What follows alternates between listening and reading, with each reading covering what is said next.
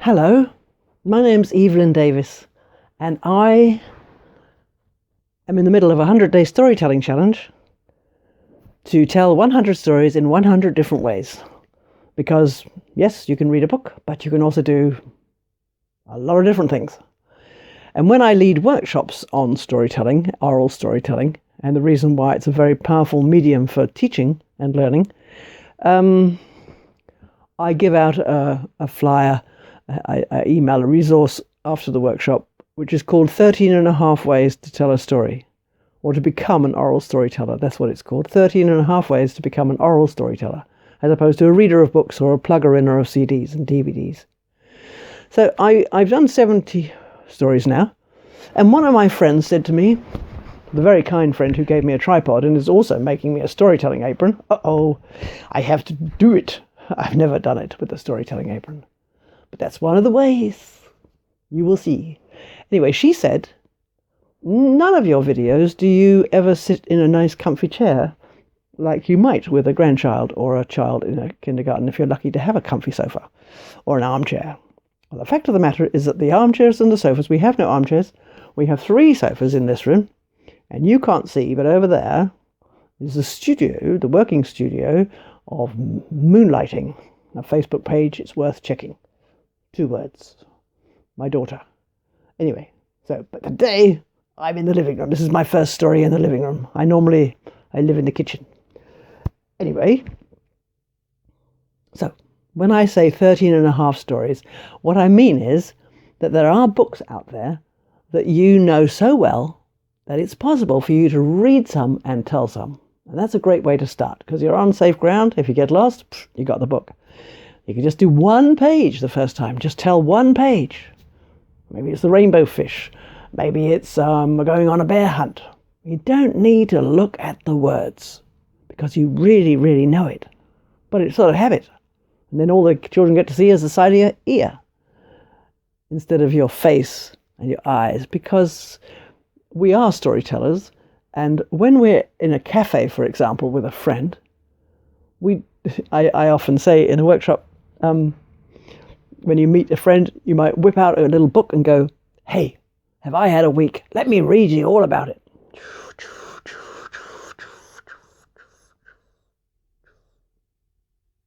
Well, that was it. Oh, she's gone. That's weird. I wonder why she's gone. That was such a good story. So you get my point. Yes, so the living story is a lot more engaging. And if you have trouble engaging your children while you've got your ear turned towards them and you're holding a book and reading the words, especially if you haven't learnt it beforehand, you will have trouble engaging them. But if you turn round and going, "Hey, this story reminds me of you, Matthew. Didn't you go Ealing with your uncle one summer?" "Oh, yeah, you did. That's right. Well, this is a story which does have Ealing in it." Anyway, so when you're in a cafe, you use your eyes, use your hands, use your mouth, use your body language, and you're engaged. And it's an interaction, a reciprocal and responsive relationship. Meaning you can ask questions.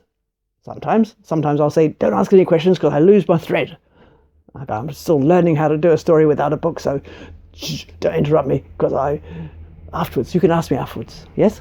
Good. Okay. So if I was in a childcare centre, I wouldn't hold the book in my lap, in my hands, because that way my hands aren't free. And I know from experience that when your hands aren't free, you can't do the same thing. Like, if you're at the cafe with your friend, you go, "Well, we went to the beach and it was pretty hot, and we couldn't find a tree to lie under." So I just made that up, but I don't know. So, we went to the beach and it was pretty hot. We couldn't find a tree to lie under. So, but there's a lot going on when you have your hands. And I've seen this it's a story in itself it was just the most mind-blowing insight for me, because they were all holding pens and papers and notepads to take notes. So when I gave them a little task to talk to their neighbours, in one centre they didn't have notebooks in their hands at that point for some reason, and they were amazing. I wish I'd had a video, because they were interacting, they were smiling, they were laughing, their bodies were sort of mirroring each other, they were making eye contact. It was just the most alive and dynamic experience for me just to watch these 10 partners, 10 couples, sharing some story for a minute, 2 minutes, and then they swapped over. And when I did it the next night at a different centre, and they all had their notebooks, but I didn't realise that at the time it made any difference, and they did it. And then I said, after a minute, I said, well, you can change now. And a couple of them said, oh, we already did. And I'm going, whoa, what happened? They aren't warmed up, they aren't alive, they're not happy, nothing happened. There was no magic. And then I saw it. I really pleased myself that I saw it, because I thought, oh, yeah, put your books and your pens down. And now I gave them a different task, and they did it again. And this time, the eyes, the hands, the body, the heart, the mirroring, the limbic neurons, whatever it is. What is it called? Never mind.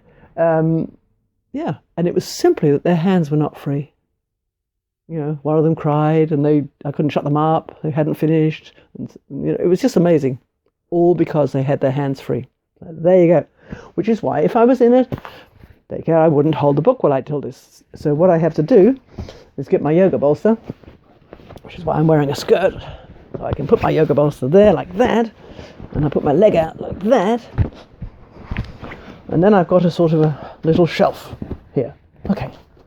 So the other thing is that if you're in a library, some of the videos I've seen from libraries is librarians will often do this. They go, oh, I should also mention, there's so many things I could tell you. I'm such a rabbiter, aren't I? Yes, I am.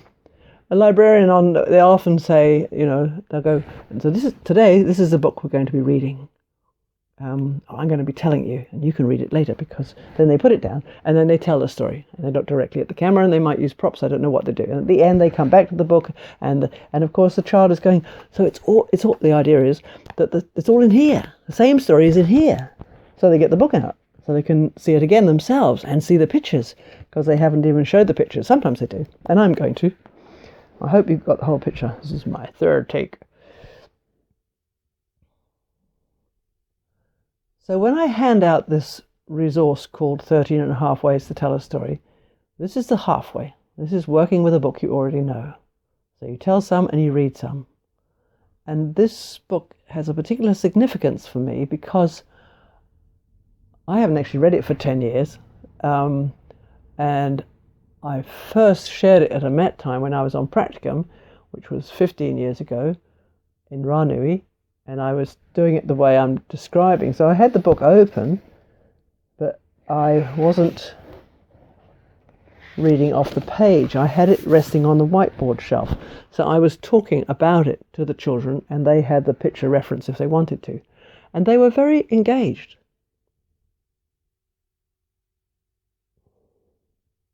I mean, for one thing, the characters are not white. That in itself is engaging if you live in Ranui. That may have been part of it, but I don't think it was the main part. I think the main part was that I really liked this story. And when I told it, especially the moving bit at the end, I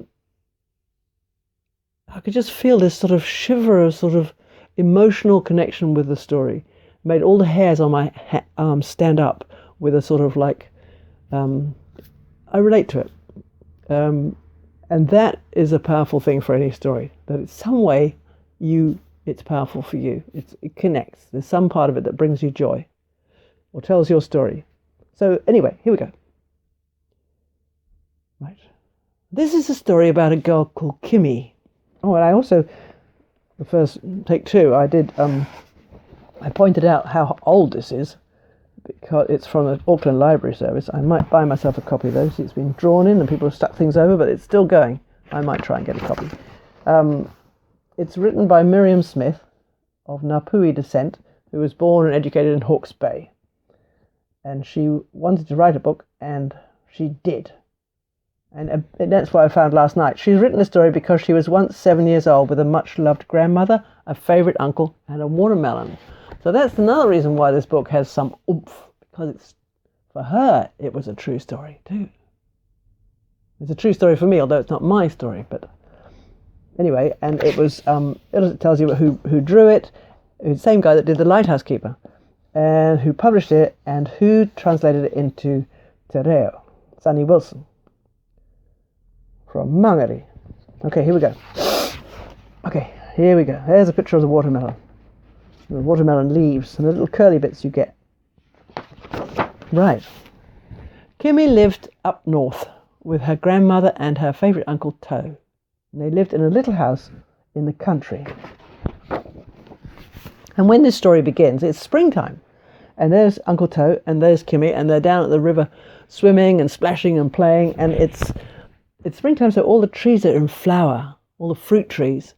Because it might be a plum tree, it might be a pear tree, it might be an apple tree. I don't know, apples don't have that many flowers. But isn't that an amazing thing, that you can get fruit from flowers, like little pink flowers that you get on an apple tree, and then poof, they turn into great fat Granny Smiths. And the bees help. Oh yes, the bees are a big helper. So it's spring and everything's starting to come alive and things are growing and it's warm enough to go swimming. And Uncle To is going away to the city to work. Before he goes, he's been working very hard in the garden and making it ready for all the spring planting. They're going to plant tomatoes and kumara and sweet corn and other things. And there you can see the sweet corn coming through.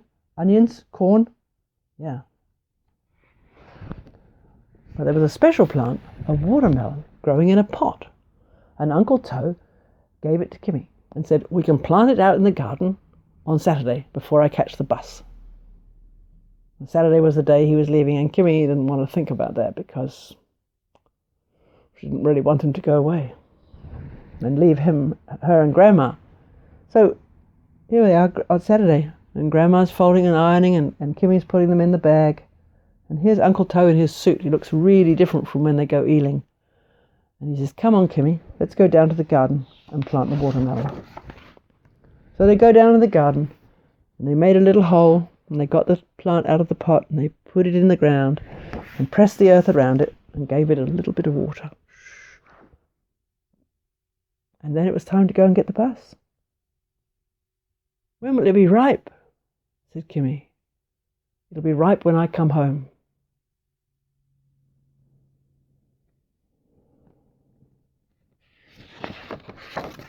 And so Grandma and Kimi went down to the bus stop and waited for the bus. A big red bus that came by on the dusty road. And Uncle To climbed in. He went to the back so he could wave, and he waved out the window. And Kimi and Grandma waved goodbye. And the bus disappeared down the road in a great cloud of dust. It was a hot sunny day. And Uncle To was gone. Now it was just Grandma and Kimi. The days grew warmer. It was summer, and every day Kimi and Grandma worked in the garden, planting and weeding and watering. And Kimi took very special care of the watermelon and watched it growing. And soon it had a little tiny round watermelon, just so big. A very green, smooth skin, almost as green as Grandma's greenstone, Grandma's ponami. When the melon was small, Kimi could lift it gently and see how heavy it was, very carefully so as not to bruise it or break its skin. But as the days went by, it got too heavy to lift, because she's only a little girl. She's 7, I think. Do you think the watermelon's ready to eat? Kimi asked Grandma. It'll be ready to eat when Uncle To comes home. Summer passed. It was autumn. Kimi helped her grandmother dig the kumara. They picked the tomatoes and laid the onions to dry in the warm sun.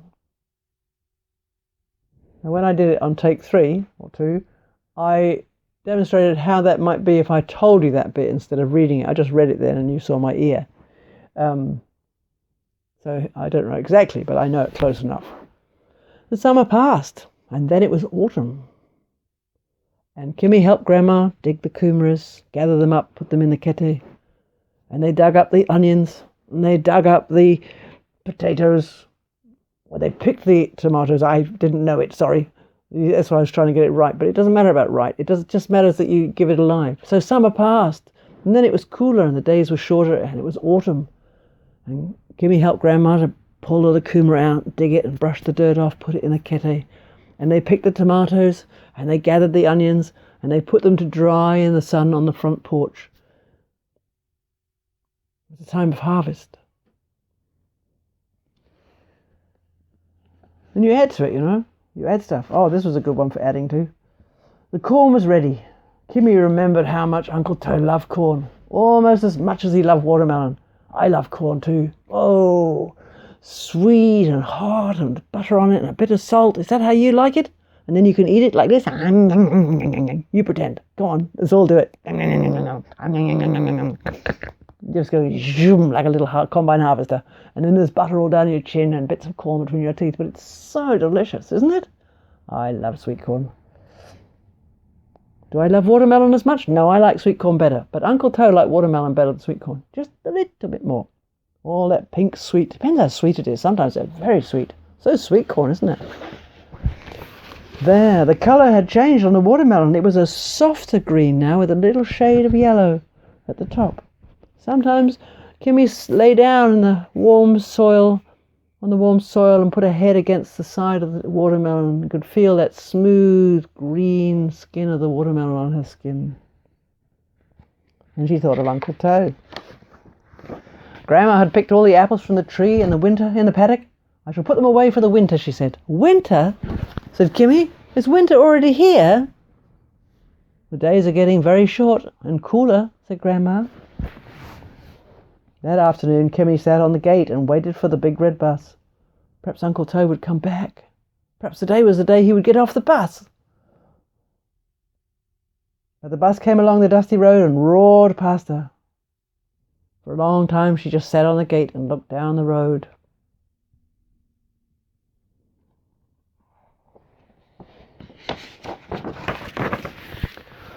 The water in the creek was too cold now for swimming and playing. Grandma and Kimi didn't work outside very much anymore, and the leaves on the watermelon had withered and shriveled up and got small and dry. When will it be ready? Asked Kimi. When Uncle Toe comes home, said Grandma. And from the window, Kimi could see that the apple tree had lost all its leaves. There could be a frost tonight, said Grandma. And that night when Kimi lay in bed, she thought of Uncle Toe and how long it was, and he was gone in the city in his big blue suit on the bus. Would he ever come back? She cried that night when she lay in bed. Whiteboards are easier.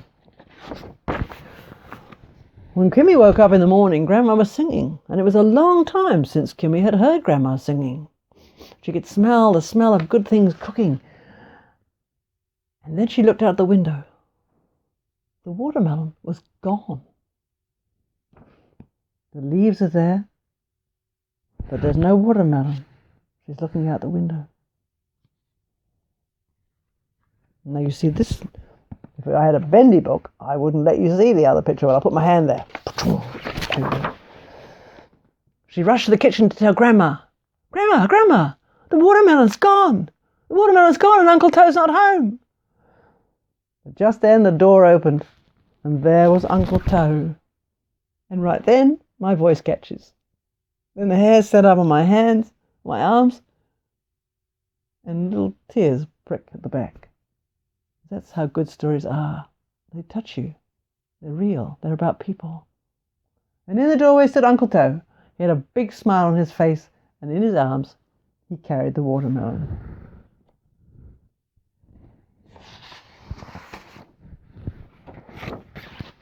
Uncle Toe put down the watermelon and hugged Grandma and Kimi. It's good to be home, he said. I've missed you both. We've missed you too, said Kimi. Last night I thought you'd never come home. Well, here I am, said Uncle Toe.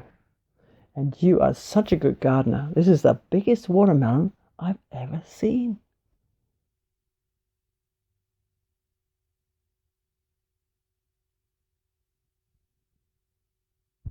There you go. Good luck. Tell me how it goes.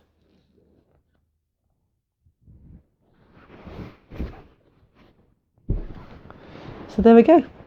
A story from a comfy chair.